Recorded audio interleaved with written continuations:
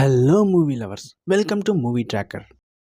Varun Sandesh lead role చేసిన thriller movie Viraaji రీసెంట్గా OTT platform ఆహాలోకి వచ్చింది.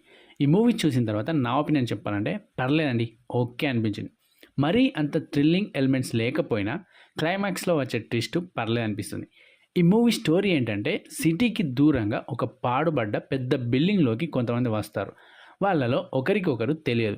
అందులో ఒక పోలీస్ ఆఫీసర్ ఉంటాడు, ఒక డాక్టర్ ఉంటుంది, ఒక స్టాండప్ కమెడియన్, ఒక ఆస్ట్రాలజర్, ఇలా మరికొంతమంది ఉంటారు. డ్రగ్స్కు బానిసైన వరుణ్ సందేశ్ క్యారెక్టర్ యాండీ కూడా వస్తాడు.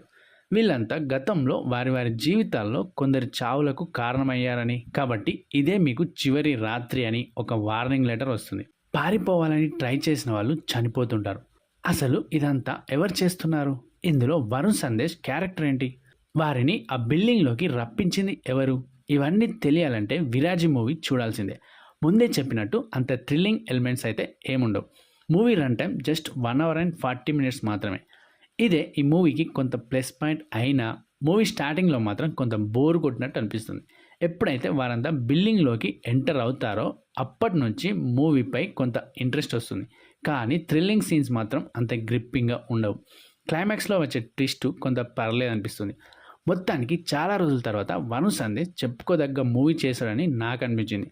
మూవీలో ఆయన క్యారెక్టర్ కూడా పర్లేదు అనిపించింది. మొత్తంగా మూవీ చూడాలా వద్దా అంటే పర్లేదండి. స్టార్టింగ్లో కొంత ఫార్వర్డ్ చేసుకుంటూ వెళ్ళి చూడొచ్చు. థ్రిల్లింగ్ ఎలిమెంట్స్ మాత్రం ఎక్స్పెక్ట్ చేయకండి. ఫ్యామిలీతో కలిసి చూడొచ్చు. ఇదండి Viraaji movie review. Thank you for watching this video. Have a good day. Bye bye. Jai Hind.